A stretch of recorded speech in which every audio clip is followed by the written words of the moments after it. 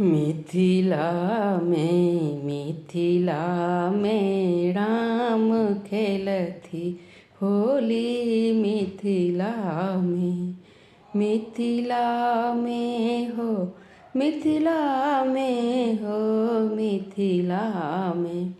मिथिला में राम खेलथी होली। मिथिला में जनक कुमारी सिया मोड़ धिया, जनक कुमारी सिया मोड़ धिया।